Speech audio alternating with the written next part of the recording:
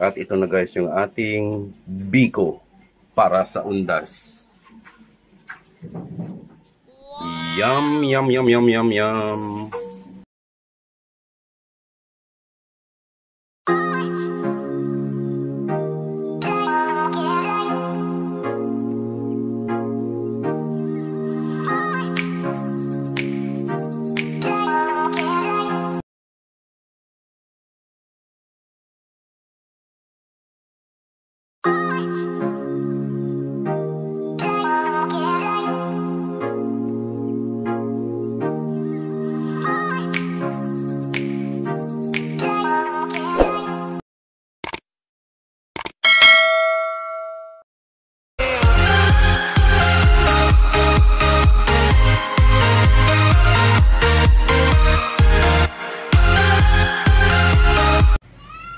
At ilagay na natin yung gata guys.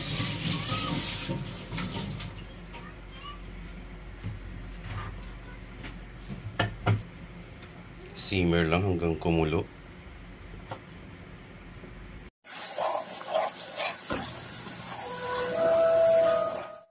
Ayan na guys, naglalatik na yung ating gata.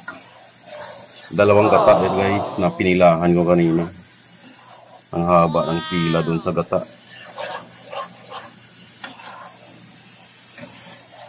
At ayan na guys, i-set aside natin yung kanyang toppings mamaya.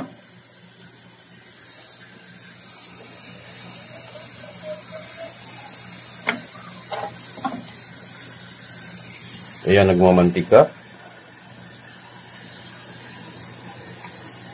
Lagyan na natin yung wash sugar guys na medyo dark brown para maganda siya tingnan. Kasi kapag yung puti din yung kilalabasan. At stir lang tayo.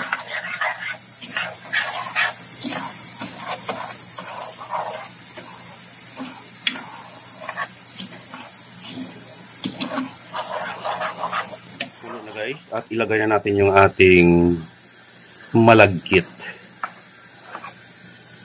Ito yung sinaing naming malagkit.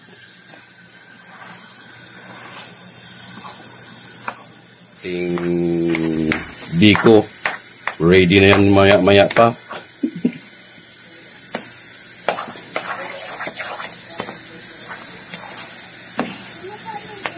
Ito yung panghanda namin guys sa mga bisitang kaluluwa. Kung kayo gusto nyo rin dalawin, maganda rin kayo.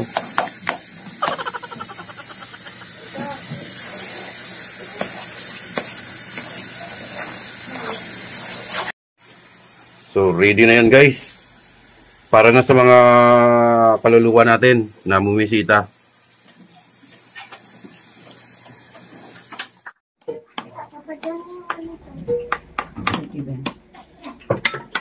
At ito na guys. Totoo na to.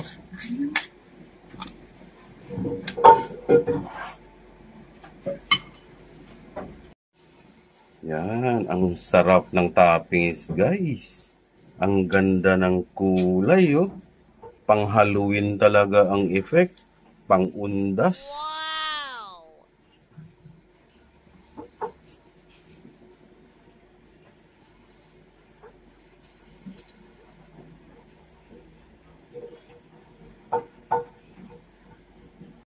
At ito na guys yung ating biko para sa undas. Yum, yum, yum, yum, yum, guys, yung ating finished product. Biko para sa undas. Yum, yum, yum, yum, yum.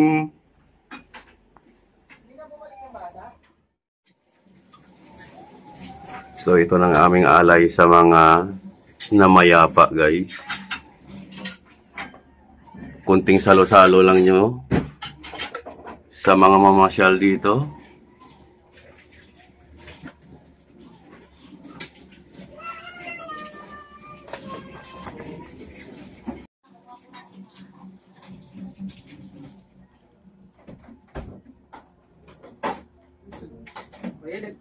Nagulat lang ito.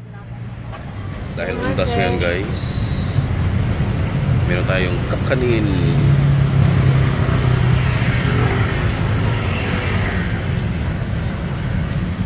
At ito si ate from Cainta. Dumayo pa dito sa gate 3 guys, dito sa Fort Bonifacio. Si Aling Ivy. Si Aling Ivy, kaya pumunta na kayo dito guys. Ang sarap niyan. From Antipolo daw to. Cainta. Cainta Rizal. Sarili namin gawa. Sariling gawa to. Homemade pala to guys. At ito na guys yung ating biko para sa undas. Yum, yum, yum, yum, yum, yum.